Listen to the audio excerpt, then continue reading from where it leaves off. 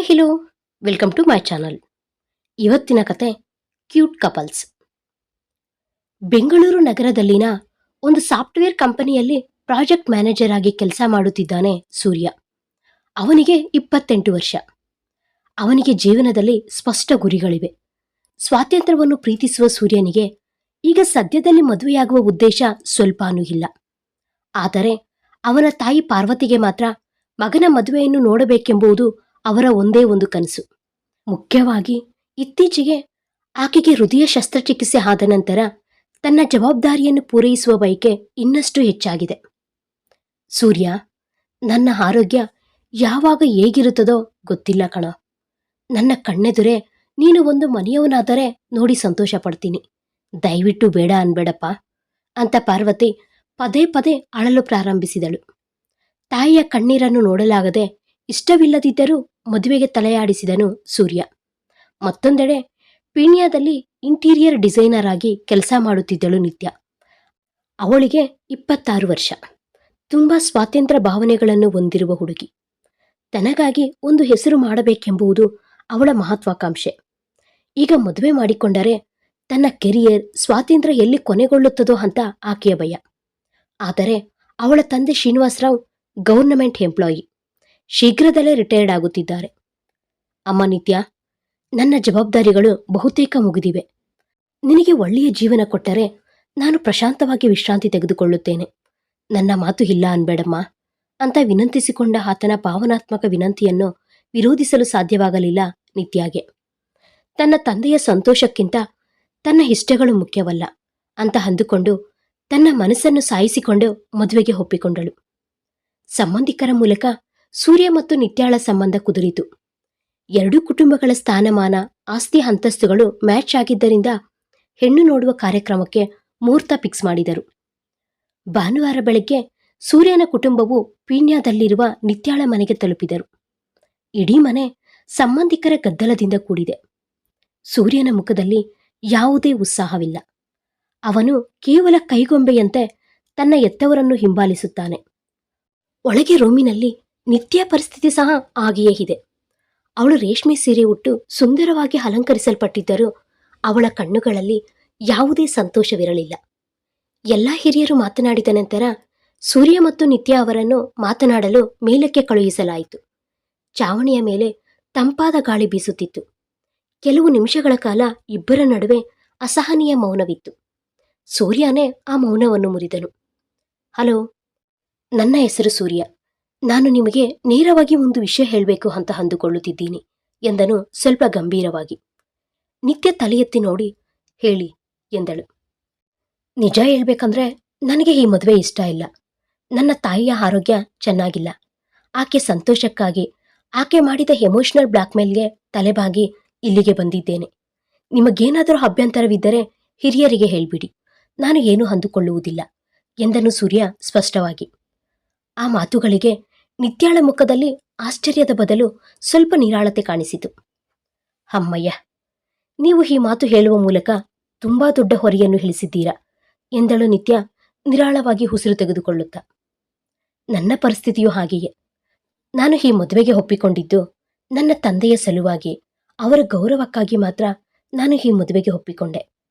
ನನಗೆ ಈಗಲೇ ಮದುವೆ ಮಾಡಿಕೊಂಡು ಒಬ್ಬರ ಕೆಳಗೆ ತಗ್ಗಿ ಬಗ್ಗಿ ಇರುವ ಉದ್ದೇಶವಿಲ್ಲ. ಸೂರ್ಯ ಆಶ್ಚರ್ಯಚಕಿತನಾದ.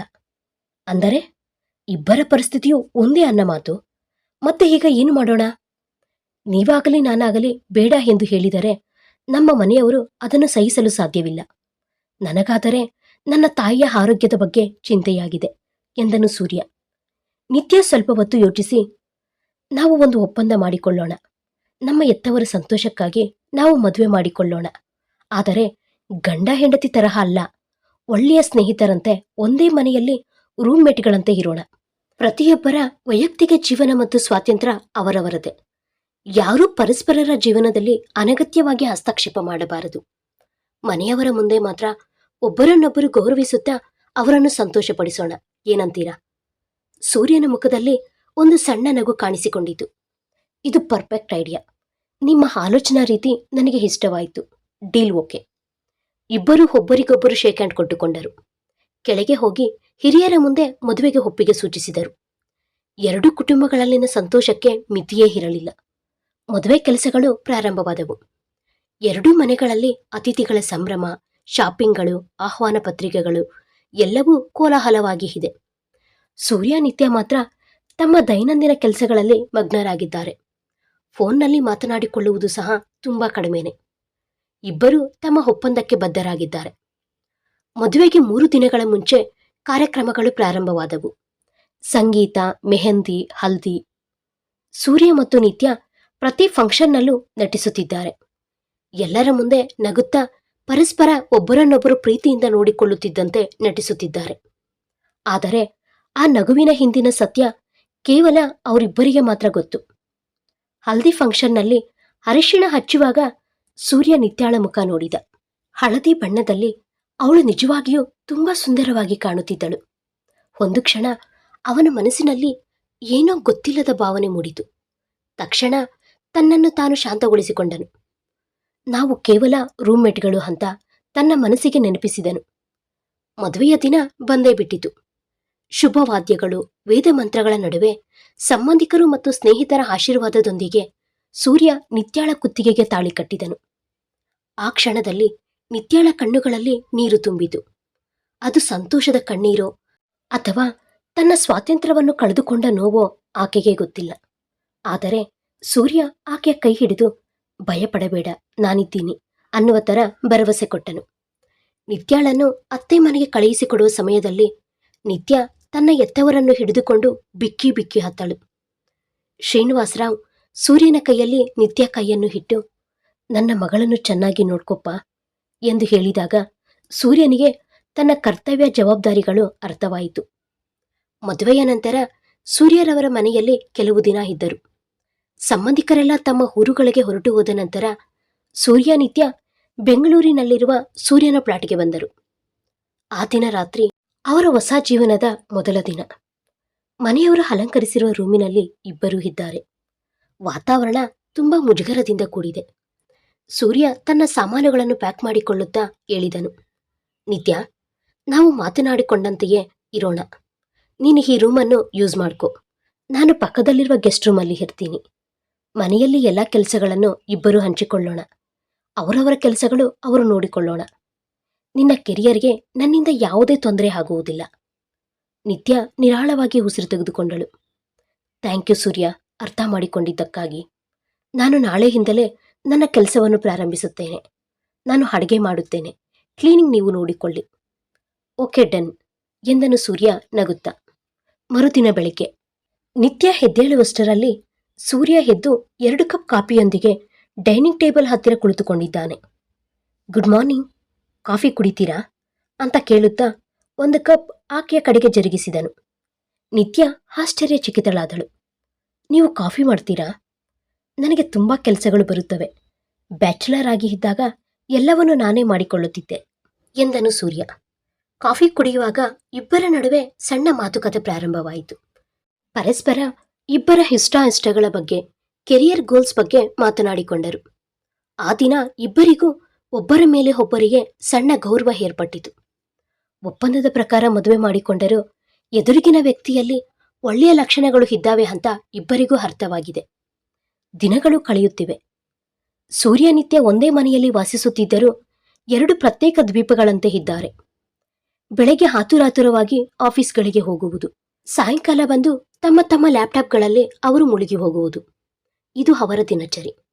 ಆದಾಗ್ಯೂ ಕೆಲವು ಅನಿರೀಕ್ಷಿತ ಘಟನೆಗಳು ಅವರ ಮಧ್ಯೆ ಇರುವ ಅಂತರವನ್ನು ನಿಧಾನವಾಗಿ ಕಡಿಮೆ ಮಾಡಲು ಪ್ರಾರಂಭಿಸಿದವು. ಒಂದು ದಿನ ಸಾಯಂಕಾಲ ತುಂಬಾ ಜೋರಾಗಿ ಮಳೆ ಬೀಳುತ್ತಿದೆ. ನಿತ್ಯ ಆಫೀಸ್ನಿಂದ ಮನೆಗೆ ಬರುವಷ್ಟರಲ್ಲಿ ಪೂರ್ತಿಯಾಗಿ ಒದ್ದೆಯಾಗಿದ್ದಳು.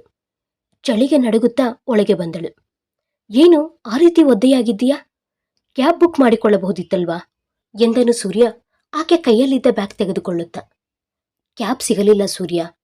ಆಟೋದಲ್ಲಿ ಬಂದ್ರೆ ಶೆಲ್ಮಳೆ ಹೊಡೆದು ಫುಲ್ ಒದ್ದೆಯಾಗ್ಬಿಟ್ಟೆ ಎಂದಳು ನಿತ್ಯ ಸೀನುತ್ತಾ. ಹೋಗಿ ಬಿಸಿ ನೀರಿನಿಂದ ಸ್ನಾನ ಮಾಡು. ನಾನು ನಿನಗೆ ಯಾವುದಾದ್ರೂ ಬಿಸಿ ಬಿಸಿ ಸೂಪ್ ಮಾಡುತ್ತೇನೆ ಎಂದು ಸೂರ್ಯ ಕಿಚನಿಗೆ ಹೋದನು. ಆ ದಿನ ಸೂರ್ಯ ಮಾಡಿದ್ದ ಟೊಮೊಟೊ ಸೂಪ್ ಕುಡಿಯುತ್ತಿದ್ದರೆ ನಿತ್ಯಾಗೆ ತನ್ನ ತಂದೆ ನೆನಪಾದರು. ಥ್ಯಾಂಕ್ ಯು ಸೂರ್ಯ, ನಿಜವಾಗಿಯೂ ನೀವು ತುಂಬಾ ಕೇರಿಂಗ್ ಆಗಿ ಇದ್ದೀರಾ ಎಂದಳು. ಸೂರ್ಯ ಮುಗುಳ್ನಕ್ಕನು. ರೂಮ್ಮೇಟ್ಸ್ ಅಂದ ಮೇಲೆ ಅಷ್ಟು ಮಾತ್ರ ಹೆಲ್ಪ್ ಮಾಡಿಕೊಳ್ಳಬೇಕು ಅಲ್ವಾ? ಆ ಮಾತು ನಿತ್ಯಾಳನ್ನು ಸ್ವಲ್ಪ ದುಃಖಿತಳನ್ನಾಗಿ ಮಾಡಿತು. ಆದಷ್ಟು ಬೇಗ ಈತನನ್ನು ನನ್ನ ಸ್ನೇಹಿತನಾಗಿ ಅಲ್ಲದೆ ನನ್ನ ಗಂಡನಾಗಿ ನೋಡಲು ಸಾಧ್ಯವೇ ಅಂತ ಅವಳು ಒಂದು ಕ್ಷಣ ಯೋಚಿಸಿದಳು. 2 ವಾರಗಳ ನಂತರ ನಿತ್ಯಾಳ ಅಪ್ಪ ಅಮ್ಮ ಬೆಂಗಳೂರಿಗೆ ಬರ್ತಾ ಇದ್ದೀವಿ ಅಂತ ಫೋನ್ ಮಾಡಿ ಹೇಳಿದರು. ನಿತ್ಯ ಆ ವಿಷಯ ಸೂರ್ಯಗೆ ಹೇಳಿದಳು. ಸೂರ್ಯ, ನಾಳೆ ಬೆಳಿಗ್ಗೆ ನಮ್ಮ ಅಪ್ಪ ಅಮ್ಮ ಬರ್ತಿದ್ದಾರೆ. 2 ದಿನ ಇರ್ತಾರೆ. ನಾವು ಅವರ ಮುಂದೆ ತುಂಬ ಜಾಗರೂಕರಾಗಿರಬೇಕು ಅಂತ ಹೇಳಿದಳು ನಿತ್ಯ ಗಾಬರಿಯಿಂದ. ಡೋಂಟ್ ವರಿ ನಿತ್ಯ, ನಾನೇ ಎಲ್ಲ ನೋಡಿಕೊಳ್ಳುತ್ತೇನೆ. ಅವರಿಗೆ ಸ್ವಲ್ಪನೂ ಡೌಟ್ ಬರದಂತೆ ನಟಿಸೋಣ ಎಂದನು ಸೂರ್ಯ ಭರವಸೆ ಕೊಡುತ್ತಾ. ಮರುದಿನ ಬೆಳಗ್ಗೆ ಶ್ರೀನಿವಾಸರಾವ್ ದಂಪತಿಗಳು ಬಂದರು. ಸೂರ್ಯ ಅವರನ್ನು ತುಂಬಾ ಪ್ರೀತಿಯಿಂದ ಸ್ವಾಗತಿಸಿದನು. ಅವರಿಗೆ ಬೇಕಾದ ಎಲ್ಲವನ್ನೂ ಹತ್ತಿರವಿದ್ದು ನೋಡಿಕೊಂಡನು. ಸೂರ್ಯ ತನ್ನ ಪೇರೆಂಟ್ಸ್ಗೆ ನೀಡುತ್ತಿರುವ ಗೌರವವನ್ನು ನೋಡಿ ನಿತ್ಯ ಮನಸ್ಸಿನಲ್ಲಿ ಏನೋ ಗೊತ್ತಿಲ್ಲದ ಸಂತೋಷ ಉಂಟಾಯಿತು. ರಾತ್ರಿ ಊಟಗಳು ಮುಗಿದ ನಂತರ ಎಲ್ಲರೂ ಹಾಲ್ನಲ್ಲಿ ಮಾತನಾಡುತ್ತಾ ಕುಳಿತಿದ್ದರು. ಸೂರ್ಯ, ನಮ್ಮ ಮಗಳಿಗೆ ಸ್ವಲ್ಪ ಕೋಪ ಜಾಸ್ತಿ. ಏನಾದ್ರೂ ಅಂದ್ರೆ ಮುನಿಸಿಕೊಂಡು ಕುಳಿತುಕೊಳ್ಳುತ್ತಾಳೆ. ನಿನಗೆ ತೊಂದರೆ ಕೊಡುತ್ತಿಲ್ಲ ಅಲ್ವಾ ಅಂತ ತಮಾಷೆಯಾಗಿ ಹೇಳಿದರು ಶ್ರೀನಿವಾಸರಾವ್ರವರು. ಸೂರ್ಯ ತಕ್ಷಣ ನಿತ್ಯ ಕಡೆ ನೋಡಿ ತುಂಟನೆಗೆ ಬೀರಿದನು. ಇಲ್ಲ ಮವ, ನಿತ್ಯ ತುಂಬಾ ಸೈಲೆಂಟ್. ಆಕೆಗೆ ಕೋಪನೇ ಬರಲ್ಲ. ಅಷ್ಟೇ ಅಲ್ಲದೆ ತುಂಬಾ ಅದ್ಭುತವಾಗಿ ಅಡುಗೆ ಮಾಡುತ್ತಾಳೆ. ನಾನು ತುಂಬಾ ಅದೃಷ್ಟಶಾಲಿ ಎಂದನು ನಿತ್ಯ ಕೈಯನ್ನು ಹಿಡಿದುಕೊಂಡು. ಸೂರ್ಯ ತನ್ನ ಕೈ ಹಿಡಿದುಕೊಂಡ ತಕ್ಷಣ ನಿತ್ಯಾಳ ದೇಹದಲ್ಲಿ ವಿದ್ಯುತ್ ಪ್ರವಹಿಸಿದಂತೆ ಭಾಸವಾಯಿತು. ಅವನ ಸ್ಪರ್ಶದಲ್ಲಿ ಒಂದು ರೀತಿಯ ಉಷ್ಣತೆ ಇತ್ತು. ಅವಳ ತಂದೆಯ ಮುಂದೆ ನಟಿಸಲು ಅವಳನ್ನು ಹಿಡಿದುಕೊಂಡರೂ ಆ ಸ್ಪರ್ಶವನ್ನು ಆಕೆಯ ಮನಸ್ಸು ಪೂರ್ತಿಯಾಗಿ ಆಸ್ವಾದಿಸಿದೆ. ಆಕೆಯ ಕಣ್ಣುಗಳು ಸೂರ್ಯನ ಕಣ್ಣುಗಳೊಂದಿಗೆ ಭೇಟಿಯಾದವು. ಆ ಕ್ಷಣದಲ್ಲಿ ಇಬ್ಬರ ನಡುವೆ ಏನೋ ಗೊತ್ತಿಲ್ಲದ ಹೊಸ ಭಾವನೆ ಹುಟ್ಟಿಕೊಂಡಿತು. ಆ ಕ್ಷಣದಲ್ಲಿ ಒಪ್ಪಂದದ ಗೋಡೆಯ ಮೊದಲ ಬಿರುಕು ರೂಪುಗೊಂಡಿತು. ಆ ರಾತ್ರಿ ಶ್ರೀನಿವಾಸರಾವ್ ದಂಪತಿಗಳು ಗೆಸ್ಟ್ ರೂಮಲ್ಲಿ ಮಲಗಿದರು. ಆದ್ದರಿಂದ ಸೂರ್ಯ ಮತ್ತು ನಿತ್ಯ ಒಂದೇ ರೂಮಿನಲ್ಲಿ ಒಂದೇ ಮಂಚದ ಮೇಲೆ ಮಲಗಬೇಕಾಯಿತು. ರೂಮಿನಲ್ಲಿ ಒಂದು ಸಣ್ಣ ಬೆಡ್ ಲ್ಯಾಂಪ್ ಬೆಳಕು ಮಾತ್ರ ಇದೆ. ಇಬ್ಬರೂ ಒಂದೊಂದು ಕಡೆ ತಿರುಗಿ ಮಲಗಿದ್ದಾರೆ. ಆದರೆ ಇಬ್ಬರಿಗೂ ನಿದ್ದೆ ಬರ್ತಿಲ್ಲ. ಸೂರ್ಯ, ನಿದ್ದೆ ಮಾಡ್ತಾ ಇದ್ದೀರಾ ಅಂತ ನಿತ್ಯ ಮೆಲ್ಲನೆ ಕೇಳಿದಳು. ಇಲ್ಲ ನಿತ್ಯ, ಹೇಳು ಅಂದ ಸೂರ್ಯ ಆ ಕಡೆಗೆ ತಿರುಗಿಕೊಂಡು. Thank you. ಇವತ್ತು ನನ್ನ ತಂದೆಯ ಮುಂದೆ ನೀವು ನನ್ನನ್ನು ನಡೆಸಿಕೊಂಡ ರೀತಿ ನನಗೆ ತುಂಬಾ ಇಷ್ಟವಾಯಿತು. ಅವರನ್ನು ಇಷ್ಟು ಚೆನ್ನಾಗಿ ನೋಡಿಕೊಂಡಿದ್ದಕ್ಕಾಗಿ ಥ್ಯಾಂಕ್ಸ್ ಎಂದಳು ಮನಸ್ಫೂರ್ತಿಯಾಗಿ. ಸೂರ್ಯ ಅವಳ ಕಡೆಗೆ ತಿರುಗಿದನು. ನಿತ್ಯ, ನಾವು ಮಾಡಿಕೊಂಡಿದ್ದು ಒಪ್ಪಂದವೇ ಆಗಿರಬಹುದು. ಆದರೆ ಸಂಬಂಧಗಳನ್ನು, ಹಿರಿಯರನ್ನು ಗೌರವಿಸುವುದು ನನ್ನ ಜವಾಬ್ದಾರಿ.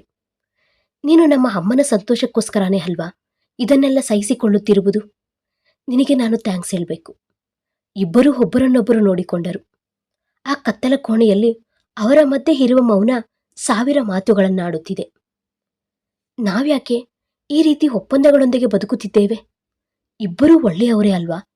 ಯಾಕೆ ಒಂದು ಹೆಜ್ಜೆ ಮುಂದಿಡಬಾರದು ಅಂತ ಇಬ್ಬರ ಮನಸ್ಸಿನಲ್ಲಿಯೂ ಯೋಚನೆಗಳು ಪ್ರಾರಂಭವಾದವು. ಬೆಳಗ್ಗೆ ಕಿಟಕಿಯ ಮೂಲಕ ಬರುತ್ತಿದ್ದ ಸೂರ್ಯನ ಕಿರಣಗಳು ನಿತ್ಯ ಮುಖದ ಮೇಲೆ ಬೀಳುತ್ತಿವೆ. ಸೂರ್ಯ ಇನ್ನೂ ಗಾಢ ನಿದ್ರೆಯಲ್ಲಿ ಇದ್ದಾನೆ. ನಿತ್ಯ ಹಾಗೆ ಸ್ವಲ್ಪ ಹೊತ್ತು ಅವನನ್ನು ನೋಡುತ್ತಾ ಇದ್ದು ಬಿಟ್ಟಳು.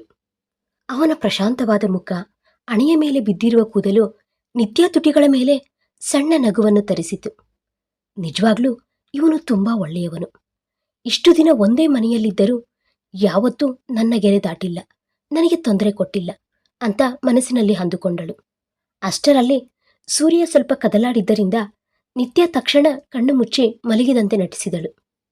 ಸೂರ್ಯ ಎದ್ದು ಕುಳಿತು ನಿತ್ಯಾಳನ್ನು ನೋಡಿ ಸಣ್ಣಗೆ ಮುಗುಳ್ನಕ್ಕು ನಿಧಾನವಾಗಿ ರೂಮಿನಿಂದ ಹೊರಟು ಹೋದನು. ಆ ದಿನ ಸಾಯಂಕಾಲ ಶ್ರೀನಿವಾಸರಾವ್ ದಂಪತಿಗಳು ಮನೆಗೆ ಹಿಂತಿರುಗಿದರು. ಅವರನ್ನು ರೈಲ್ವೆ ಸ್ಟೇಷನ್ನಲ್ಲಿ ಡ್ರಾಪ್ ಮಾಡಿ ಬಂದರು ಸೂರ್ಯ ನಿತ್ಯ. ಕಾರಿನಲ್ಲಿ ಇಬ್ಬರೇ ಇದ್ದಾರೆ. ಇಬ್ಬರ ಮಧ್ಯೆ ಮೌನ. ಆದರೆ ಆ ಮೌನದಲ್ಲಿ ಮೊದಲು ಇದ್ದಂತೆ ಮುಜುಗರ ಇಲ್ಲ. ಒಂದು ರೀತಿಯ ಸಿಹಿ ಭಾವನೆ ಇದೆ. ನಮ್ಮ ತಂದೆ ಇಲ್ಲಿಂದ ತುಂಬ ಪ್ರಶಾಂತವಾಗಿ ಹೋದರು ಸೂರ್ಯ. ನಿಮ್ಮಿಂದಲೇ ಅದು ಸಾಧ್ಯವಾಯಿತು ಎಂದಳು ನಿತ್ಯ ಮೌನವನ್ನು ಮುರಿಯುತ್ತಾ. ಕಾರು ಡ್ರೈವ್ ಮಾಡುತ್ತಲೇ ಆಕೆಯ ಕಡೆ ನೋಡಿ ನಕ್ಕನು. ಅದರಲ್ಲಿ ನನ್ನ ದೊಡ್ಡತನ ಏನೂ ಇಲ್ಲ ನಿತ್ಯ. ಅವರ ಮಗಳು ಸಂತೋಷವಾಗಿ ಇದ್ದಾಳೆ ಅಂತ ಅವರಿಗೆ ಅನ್ನಿಸಿತು. ಅದಕ್ಕೆ ಪ್ರಶಾಂತವಾಗಿ ಹೋದರು. ಆದರೂ ನೀನು ಸಹ ಪ್ರತಿದಿನ ನನ್ನ ತಾಯಿಯೊಂದಿಗೆ ಫೋನಿನಲ್ಲಿ ಎಷ್ಟು ಪ್ರೀತಿಯಿಂದ ಮಾತನಾಡುತ್ತಿದ್ದೀಯಾ ಅಂತ ನಾನು ಗಮನಿಸುತ್ತಲೇ ಇದ್ದೀನಿ. ನೀನು ನನಗಾಗಿ ಮಾಡುವ ಕೆಲಸಕ್ಕೆ ಹೋಲಿಸಿದರೆ ಇದು ತುಂಬಾ ಕಡಿಮೆ. ಕಾರು ಫ್ಲಾಟ್ ಹತ್ತಿರಕ್ಕೆ ತಲುಪಿತು. ಸೂರ್ಯ ತನ್ನ ವಸ್ತುಗಳನ್ನು ತೆಗೆದುಕೊಂಡು ಮತ್ತೆ ಗೆಸ್ಟ್ ರೂಮ್ಗೆ ಹಿಂತಿರುಗಲು ಹೊರಟಿದ್ದ. ನಿತ್ಯ ಅವನ ಕೈ ಹಿಡಿದು ತಡೆದಳು. ಸೂರ್ಯ ಆಶ್ಚರ್ಯದಿಂದ ಹಿಂದಕ್ಕೆ ತಿರುಗಿದನು. ಸೂರ್ಯ, ನಾವು ಒಂದೇ ರೂಮಿನಲ್ಲಿ ಇರಲು ಸಾಧ್ಯವಿಲ್ಲವೇ? ಐ ಮೀನ್ ರೂಮ್ಮೇಟ್ಸ್ ತರಾನೇ. ಯಾರ ಸ್ಪೇಸ್ ಅವರಿಗೆ ಇರುತ್ತದೆ. ಆ ಗೆಸ್ಟ್ ರೂಮ್ ಎಸಿ ಕೂಡ ಸರಿಯಾಗಿ ಕೆಲಸ ಮಾಡುತ್ತಿಲ್ಲ ಅಲ್ವಾ ಎಂದಳು ಸ್ವಲ್ಪ ಹಿಂಜರಿಯುತ್ತ. ಸೂರ್ಯನ ಕಣ್ಣುಗಳಲ್ಲಿ ಸಂತೋಷ ಹೊಳೆಯಿತು. ಸರಿ, ನಿನಗೆ ಅಭ್ಯಂತರವಿಲ್ಲದಿದ್ದರೆ ನನಗೂ ನೋ ಪ್ರಾಬ್ಲಮ್ ಎನ್ನುತ್ತಾ ತನ್ನ ಲಗೇಜನ್ನು ಮತ್ತೆ ಮಾಸ್ಟರ್ ಬೆಡ್ರೂಮ್ನಲ್ಲಿ ಜೋಡಿಸಿದನು. ರಾತ್ರಿ ಇಬ್ಬರೂ ಒಂದೇ ರೂಮಿನಲ್ಲಿ ಅವರವರ ಕೆಲಸಗಳಲ್ಲಿ ಅವರು ಇದ್ದರೂ ಒಬ್ಬರ ಉಪಸ್ಥಿತಿಯನ್ನು ಮತ್ತೊಬ್ಬರು ಮನಸ್ಫೂರ್ತಿಯಾಗಿ ಆಸ್ವಾದಿಸಲು ಪ್ರಾರಂಭಿಸಿದರು. ಮತ್ತೊಂದೆರಡು ತಿಂಗಳುಗಳು ಕಳೆದವು. ಆಫೀಸಿನಲ್ಲಿ ಪ್ರಾಜೆಕ್ಟ್ ಡೆಡ್ಲೈನ್ನಿಂದ ಸೂರ್ಯ ಹಗಲು ರಾತ್ರಿ ಎಂಬ ವ್ಯತ್ಯಾಸವಿಲ್ಲದೆ ಕಷ್ಟಪಡುತ್ತಿದ್ದಾನೆ. ಸರಿಯಾದ ಆಹಾರ ನಿದ್ದೆ ಇಲ್ಲದೆ ಇದ್ದಿದ್ದರಿಂದ ಒಂದು ದಿನ ಸಾಯಂಕಾಲ ಆಫೀಸಿನಿಂದ ಮನೆಗೆ ಬಂದ ತಕ್ಷಣ ನಿಶ್ಶಕ್ತಿಯಿಂದ ಸೋಫಾದ ಮೇಲೆ ಕುಸಿದು ಬಿದ್ದನು. ಆಫೀಸಿನಿಂದ ಆಗ ತಾನೇ ಬಂದ ನಿತ್ಯ ಸೂರ್ಯನ ಸ್ಥಿತಿಯನ್ನು ನೋಡಿ ಗಾಬರಿಯಾದಳು. ಅವನ ಹತ್ತಿರಕ್ಕೆ ಹೋಗಿ ಹಣೆಯ ಮೇಲೆ ಕೈಯಿಟ್ಟು ನೋಡಿದಳು. ಸೂರ್ಯನ ಮೈ ಬೆಂಕಿಯಂತೆ ಸುಡುತ್ತಿದೆ. ಸೂರ್ಯ, ಸೂರ್ಯ, ಏನಾಯ್ತು? ಇಷ್ಟೊಂದು ಜ್ವರ ಇದೆಯೇನು ಎನ್ನುತ್ತಾ ಗಾಬರಿಯಿಂದ ಕೇಳಿದಳು. ಏನೂ ಇಲ್ಲ ನಿತ್ಯ, ಸ್ವಲ್ಪ ಸುಸ್ತು ಅಷ್ಟೇ. ಟ್ಯಾಬ್ಲೆಟ್ ಹಾಕಿಕೊಂಡರೆ ಕಡಿಮೆಯಾಗುತ್ತದೆ ಎನ್ನುತ್ತಾ ಎದ್ದೇಳುವುದಕ್ಕೆ ಪ್ರಯತ್ನಿಸಿ ಮತ್ತೆ ಸೋಫಾದ ಮೇಲೆ ಬಿದ್ದನು. ನಿತ್ಯ ತಕ್ಷಣ ಅವನನ್ನು ಹಿಡಿದುಕೊಂಡು ನಿಧಾನವಾಗಿ ಬೆಡ್ರೂಮ್ಗೆ ಕರೆದುಕೊಂಡು ಹೋಗಿ ಬೆಡ್ ಮೇಲೆ ಮಲಗಿಸಿದಳು. ಡಾಕ್ಟರ್ಗೆ ಫೋನ್ ಮಾಡಿ ಮೆಡಿಸಿನ್ಸ್ ತೆಗೆದುಕೊಂಡು ಬಂದಳು. ರಾತ್ರಿ ಇಡೀ ನಿದ್ದೆ ಮಾಡಲಿಲ್ಲ ನಿತ್ಯ. ತಣ್ಣೀರಿನಲ್ಲಿ ನೆನೆಸಿದ ಬಟ್ಟೆಯನ್ನು ಅವನ ಹಣೆಯ ಮೇಲೆ ಇಟ್ಟು ಜ್ವರವನ್ನು ಕಡಿಮೆ ಮಾಡಲು ಪ್ರಯತ್ನಿಸಿದಳು. ಸೂರ್ಯ ಜ್ವರದಿಂದ ಪ್ರಜ್ಞೆ ತಪ್ಪಿದ್ದ. ಮಧ್ಯರಾತ್ರಿಯ ನಂತರ ಸೂರ್ಯ ಇದ್ದಕ್ಕಿದ್ದಂತೆ ಬೆಚ್ಚಿಬಿದ್ದು ತನ್ನ ಪಕ್ಕದಲ್ಲಿ ಕುಳಿತಿದ್ದ ನಿತ್ಯಾಳ ಕೈಯನ್ನು ಬಿಗಿಯಾಗಿ ಹಿಡಿದುಕೊಂಡನು. ಅಮ್ಮ, ನನಗೇನೂ ಆಗಿಲ್ಲಮ್ಮ, ನಾನು ಚೆನ್ನಾಗಿದ್ದೇನೆ, ನೀನು ಅಳ್ಬೇಡ ಅಂತ ಕನವರಿಸುತ್ತಿದ್ದಾನೆ. ಅವನ ಮಾತುಗಳು ಕೇಳಿ ನಿತ್ಯ ಕಣ್ಣುಗಳಿಂದ ಕಣ್ಣೀರು ನಿಲ್ಲಲಿಲ್ಲ. ತನ್ನ ತಾಯಿಯ ಆರೋಗ್ಯಕ್ಕೋಸ್ಕರ ತನ್ನ ಸ್ವಂತ ಆಸ್ತಿಗಳನ್ನು ಸಹ ಬದಿಗಿಟ್ಟ ಮಹಾನ್ ಮಗ ಅವನು. ನಿತ್ಯ ನಿಧಾನವಾಗಿ ಅವನ ತಲೆಯನ್ನು ಸವರುತ್ತಾ, ನಾನಿದ್ದೀನಿ ಸೂರ್ಯ, ನಿನಗೇನೂ ಆಗುವುದಿಲ್ಲ ಅಂತ ಮೃದುವಾಗಿ ಪಿಸುಗುಟ್ಟಿದಳು. ಆ ಸ್ಪರ್ಶಕ್ಕೆ ಸೂರ್ಯ ಶಾಂತವಾಗಿ ಮತ್ತೆ ನಿದ್ರೆಗೆ ಜಾರಿದನು. ಆದರೆ ನಿತ್ಯ ಮಾತ್ರ ಅವನ ಕೈ ಬಿಡದೆ ಅಲ್ಲೇ ಕುಳಿತಿದ್ದಳು. ಆ ರಾತ್ರಿ ಅವಳಿಗೆ ಒಂದು ವಿಷಯ ಸ್ಪಷ್ಟವಾಯಿತು. ತಾನು ಸೂರ್ಯನನ್ನು ಕೇವಲ ರೂಮ್ಮೇಟ್ ಆಗಿ ನೋಡುತ್ತಿಲ್ಲ, ತನ್ನ ಗಂಡನಾಗಿ, ತನ್ನ ಪ್ರಾಣವಾಗಿ ಪ್ರೀತಿಸಲು ಪ್ರಾರಂಭಿಸಿದಳು. ಮರುದಿನ ಬೆಳಗ್ಗೆ ಸೂರ್ಯನಿಗೆ ಜ್ವರ ಕಡಿಮೆಯಾಗಿತ್ತು. ಅವನು ಕಣ್ಣು ತೆರೆದಾಗ ನಿತ್ಯ ಕೆಳಗೆ ಕುಳಿತು ತನ್ನ ಕೈ ಹಿಡಿದುಕೊಂಡು ಹಾಗೆ ನಿದ್ದೆ ಮಾಡಿದ್ದಾಳೆ. ಆಕೆ ಮಲಗಿದ ರೀತಿಯನ್ನು ನೋಡಿ ಸೂರ್ಯನಿಗೆ ಅರ್ಥವಾಯಿತು, ತನಗೋಸ್ಕರ ಆಕೆ ರಾತ್ರಿ ಇಡೀ ಮಲಗಿಲ್ಲ ಎಂದು. ಆಕೆ ತಲೆಯನ್ನು ಪ್ರೀತಿಯಿಂದ ಸವರುತ್ತಿದ್ದರೆ ಕಾಲಿಂಗ್ ಬೆಲ್ ಸದ್ದಾಯಿತು. ನಿತ್ಯ ಗಾಬರಿಯಿಂದ ಎಚ್ಚರಗೊಂಡಳು. ಅಯ್ಯೋ, ಆಗ್ಲೇ ಬೆಳಕಾಗ್ಬಿಡ್ತಾ, ಈಗ ಜ್ವರ ಹೇಗಿದೆ ಸೂರ್ಯ ಎನ್ನುತ್ತಾ ಹಣೆಯನ್ನು ಹಿಡಿದುಕೊಂಡಳು. ಕಡಿಮೆಯಾಗಿದೆ ನಿತ್ಯ, ಥ್ಯಾಂಕ್ ಯು ಸೋ ಮಚ್. ನೋಡಿ, ಯಾರೋ ಕಾಲಿಂಗ್ ಬೆಲ್ ಪ್ರೆಸ್ ಮಾಡುತ್ತಿದ್ದಾರೆ ಎಂದನು ಸೂರ್ಯ. ನಿತ್ಯ ಹೋಗಿ ಬಾಗಿಲು ತೆರೆದಳು. ಎದುರಿಗೆ ಸೂರ್ಯನ ತಂದೆ ತಾಯಿ ಪಾರ್ವತಿ ಮತ್ತು ರಾಮರಾವ್ ನಿಂತಿದ್ದರು. ಸರ್ಪ್ರೈಸ್ ಕೊಡೋಣ ಅಂತ ಹೇಳದೆ ಬಂದಿದ್ದರು. ನಿತ್ಯ ತಕ್ಷಣ ಅವರನ್ನು ಪ್ರೀತಿಯಿಂದ ಒಳಗೆ ಸ್ವಾಗತಿಸಿದಳು. ಸೂರ್ಯನ್ಗೆ ಜ್ವರ ಬಂದಿರುವ ವಿಷಯ ತಿಳಿಸಿ ಅವರನ್ನು ಬೆಡ್ರೂಮ್ಗೆ ಕರೆದುಕೊಂಡು ಹೋದಳು. ಮಗನನ್ನು ನೋಡಿ ಪಾರ್ವತಿಯವರು ಗಾಬರಿಯಾದರು. ಆದರೆ ನಿತ್ಯ ಅವನನ್ನು ನೋಡಿಕೊಂಡ ರೀತಿ ನೋಡಿ ಸಂಭ್ರಮಪಟ್ಟರು. ಆದರೆ ಮಧ್ಯಾಹ್ನ ಊಟದ ಸಮಯದಲ್ಲಿ ಪಾರ್ವತಿಯವರು ಗೆಸ್ಟ್ ರೂಮಿನೊಳಗೆ ಹೋದರು. ಅಲ್ಲಿ ಸೂರ್ಯನ ಲಗೇಜ್, ಅವನ ಬಟ್ಟೆಗಳು ವಾರ್ಡ್ರೋಬ್ನಲ್ಲಿ ಪ್ರತ್ಯೇಕವಾಗಿ ಇಟ್ಟಿರುವುದನ್ನು ಆಕೆ ಗಮನಿಸಿದಳು. ಆಕೆ ಮನಸ್ಸಿನಲ್ಲಿ ಸಣ್ಣ ಸಂದೇಹ ಶುರುವಾಯಿತು. ತಕ್ಷಣ ಸೂರ್ಯ ನಿತ್ಯಾಳನ್ನು ಕರೆದು ಕೇಳಿದಳು. ಸೂರ್ಯ, ನಿನ್ನ ಬಟ್ಟೆಗಳು, ನಿನ್ನ ವಸ್ತುಗಳೆಲ್ಲ ಗೆಸ್ಟ್ ರೂಮಿನಲ್ಲಿ ಇದ್ದಾವೆ ಏನು? ನೀವಿಬ್ಬರು ಒಂದೇ ರೂಮಿನಲ್ಲಿ ಇರ್ತಿಲ್ವಾ? ಏನಾದರೂ ಜಗಳ ಮಾಡ್ಕೊಂಡ್ರಾ ಅಂತ ಸ್ವಲ್ಪ ಜೋರಾಗಿ ಕೇಳಿದಳು. ಸೂರ್ಯ ಗಾಬರಿಯಾದನು. ಅದು ಅದು ಅಮ್ಮ, ನಾನು ಕೆಲಸ ಮಾಡುವಾಗ ನಿತ್ಯಾಗೆ ಡಿಸ್ಟರ್ಬ್ ಆಗುತ್ತದೆ ಅಂತ ಎಂದು ಅವನು ತೊದಲುತ್ತಾ ನುಡಿಯುತ್ತಿದ್ದರೆ ಆಗ ನಿತ್ಯ ಮುಂದೆ ಬಂದಳು. ಸೂರ್ಯನ ಕೈಯನ್ನು ಗಟ್ಟಿಯಾಗಿ ಹಿಡಿದುಕೊಂಡಳು. ಅಂಥದ್ದು ಏನೂ ಇಲ್ಲ ಅತ್ತೆ. ಸ್ಟಾರ್ಟಿಂಗ್ನಲ್ಲಿ ಹೊಸದು ಅಲ್ವಾ? ಇಬ್ಬರಿಗೂ ಒಬ್ಬರ ಅಭ್ಯಾಸಗಳು ಇನ್ನೊಬ್ಬರಿಗೆ ಗೊತ್ತಿಲ್ಲ. ನಾವು ಒಬ್ಬರನ್ನೊಬ್ಬರು ಹರಿಯದೆ ತೊಂದರೆಗೆ ಸಿಲುಕಬಹುದೆಂದು ಭಾವಿಸಿ ಕೆಲವು ದಿನಗಳ ಕಾಲ ದೂರ ಉಳಿದೆವು. ಆದರೆ ಈಗ ನಮ್ಮಿಬ್ಬರಿಗೂ ಒಬ್ಬರನ್ನು ಬಿಟ್ಟು ಒಬ್ಬರು ಇರಲಾರದಷ್ಟು ಪ್ರೀತಿ ಬೆಳೆದಿದೆ. ಇವರು ಹಗಲಿರಲು ಕಷ್ಟಪಡುತ್ತಿದ್ದರೆ ನನ್ನ ಪ್ರಾಣ ವಿಲವಿಲ ಅಂತ ಒದ್ದಾಡಿ ಹೋಗ್ತಿದೆ. ನಿಮ್ಮ ಮಗ ನನಗೆ ದೇವರು ಕೊಟ್ಟ ದೊಡ್ಡ ಉಡುಗೊರೆ ಅತ್ತೆ ಎನ್ನುತ್ತಾ ಸೂರ್ಯನ ಕಣ್ಣುಗಳನ್ನು ನೋಡುತ್ತಾ ಹೇಳಿದಳು ನಿತ್ಯ. ಸೂರ್ಯ ನಿತ್ಯ ಕಡೆ ಆಶ್ಚರ್ಯದಿಂದ ಅಪಾರ ಪ್ರೀತಿಯಿಂದ ನೋಡಿದನು. ಆ ಮಾತುಗಳು ಆಕೆ ಹೃದಯದಿಂದ ಬರುತ್ತಿವೆ ಎಂದು ಅವನಿಗೆ ಅರ್ಥವಾಯಿತು. ಪಾರ್ವತಿಯವರ ಮುಖ ಸಂತೋಷದಿಂದ ಹೊಳೆಯಿತು. ಎಂದೆಂದಿಗೂ ಹೀಗೆಯೇ ಸಂತೋಷವಾಗಿರಿ ತಾಯಿ ಅಂತ ಆಶೀರ್ವದಿಸಿದರು. ಒಂದು ವಾರದ ನಂತರ ನಿತ್ಯಾಳ ಹುಟ್ಟುಹಬ್ಬ ಬಂದಿತು. ಆ ದಿನ ನಿತ್ಯ ಎದ್ದೇಳುವಷ್ಟರಲ್ಲಿ ಸೂರ್ಯ ಮನೆಯಲ್ಲಿ ಇರಲಿಲ್ಲ. ಟೇಬಲ್ ಮೇಲೆ ಒಂದು ಗುಲಾಬಿ ಇತ್ತು. ಅದರ ಕೆಳಗೆ ಒಂದು ಪತ್ರ ಇತ್ತು. ಹ್ಯಾಪಿ ಬರ್ತ್ಡೇ ನಿತ್ಯ, ಸಾಯಂಕಾಲ ಬೇಗ ರೆಡಿಯಾಗಿರು, ನಾವು ಹೊರಗೆ ಹೋಗುತ್ತಿದ್ದೇವೆ ಎಂದು ಬರೆದಿತ್ತು. ಸಂಜೆ ನಿತ್ಯ ತನ್ನ ನೆಚ್ಚಿನ ಬ್ಲೂ ಕಲರ್ ಸೀರೆ ಉಟ್ಟು ಸುಂದರವಾಗಿ ರೆಡಿಯಾಗಿದ್ದಾಳೆ. ಸೂರ್ಯ ಬಂದು ಅವಳನ್ನು ಕಾರಿನಲ್ಲಿ ಹತ್ತಿಸಿಕೊಂಡು ಒಂದು ಸುಂದರವಾದ ರೂಪ್ ಟಾಪ್ ರೆಸ್ಟೋರೆಂಟ್ಗೆ ಕರೆದೊಯ್ದನು.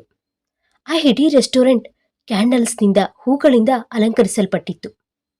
ಅಲ್ಲಿ ಅವರಿಬ್ಬರನ್ನು ಹೊರತುಪಡಿಸಿ ಬೇರೆ ಯಾರೂ ಇಲ್ಲ.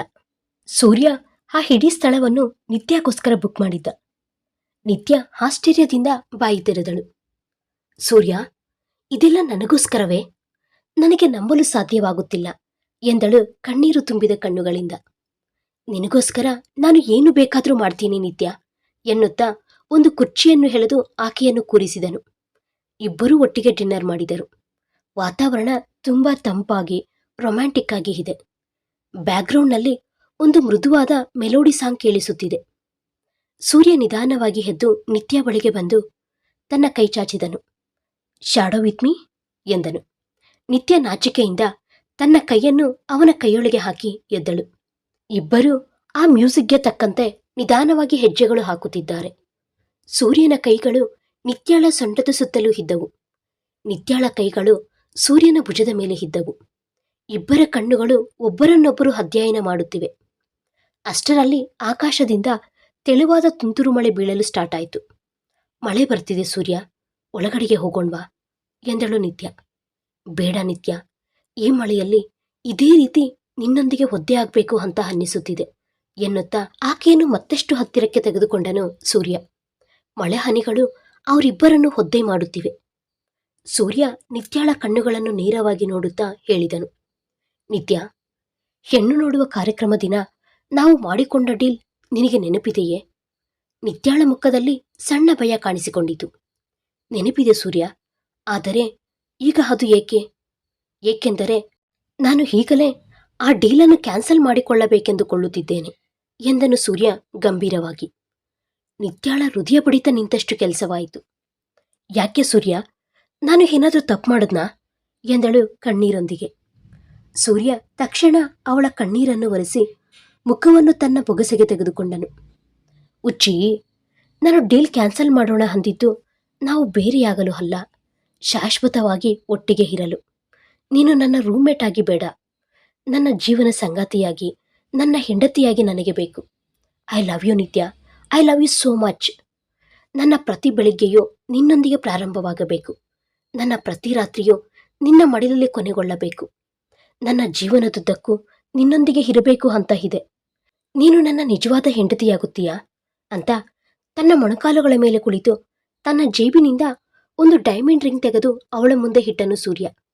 ನಿತ್ಯ ಸಂತೋಷಕ್ಕೆ ಮಿತಿಯೇ ಇರಲಿಲ್ಲ. ಮಳೆ ನೀರಿನೊಂದಿಗೆ ಅವಳ ಕಣ್ಣೀರು ಕೂಡ ಬೆರೆತು ಹೋಗುತ್ತಿವೆ. ಅವಳು ಸೂರ್ಯನನ್ನು ಮೇಲಕ್ಕೆ ಎಬ್ಬಿಸಿ ಗಟ್ಟಿಯಾಗಿ ಹಪ್ಪಿಕೊಂಡಳು. ಐ ಲವ್ ಯು ಟು ಸೂರ್ಯ. ಆ ದಿನ ನನಗೆ ಜ್ವರ ಬಂದಾಗ ನೀನು ನನ್ನನ್ನು ಮಗುವಿನಂತೆ ನಡೆಸಿಕೊಂಡೆ. ಆ ದಿನಾನೇ ನಾನು ನಮ್ಮ ಡೀಲನ್ನು ನನ್ನ ಮನಸ್ಸಿನಲ್ಲಿ ಅರೆದು ಕಸದ ಬುಟ್ಟಿಗೆ ಎಸೆದೆ. ನೀವು ನನ್ನ ಗಂಡ ಎಂಬ ಹೆಮ್ಮೆ ನನಗೆ ಬೇಕು, ನಿಮ್ಮ ಪ್ರೀತಿ ನನಗೆ ಬೇಕು ಎನ್ನುತ್ತಾ ಸೂರ್ಯ ಹೆದೆಯ ಮೇಲೆ ತಲೆ ಇಟ್ಟುಕೊಳ್ಳೋ ಅಂತ ಹತ್ತು ಬಿಟ್ಟಳು. ಸೂರ್ಯ ಅವಳನ್ನು ಪ್ರೀತಿಯಿಂದ ತನ್ನ ಅಪ್ಪುಗೆಯಲ್ಲಿ ಬಂಧಿಸಿದನು. ಅವಳ ಹಣೆಗೆ ಮೃದುವಾಗಿ ಮುತ್ತಿಟ್ಟನು. ಆ ಮಳೆಯಲ್ಲಿ, ಆ ತಂಪಾದ ರಾತ್ರಿಯಲ್ಲೇ ಎರಡು ಹೃದಯಗಳು ಒಂದಾದವು. ಹಿರಿಯರು ನಿಶ್ಚಯಿಸಿದ ಮದುವೆ ಮೊದಲು ಅವರಿಗೆ ಇಷ್ಟವಾಗದಿದ್ದರೂ ಒಬ್ಬರನ್ನೊಬ್ಬರು ಅರ್ಥ ಮಾಡಿಕೊಂಡು ಗೌರವಿಸಿಕೊಂಡು ಒಂದು ಸುಂದರವಾದ ಸ್ನೇಹದಿಂದ ಪ್ರಾರಂಭವಾಗಿ ಆನಂತರ ಅಂತ್ಯವಿಲ್ಲದ ಪ್ರೀತಿಯಾಗಿ ಬದಲಾಯಿತು.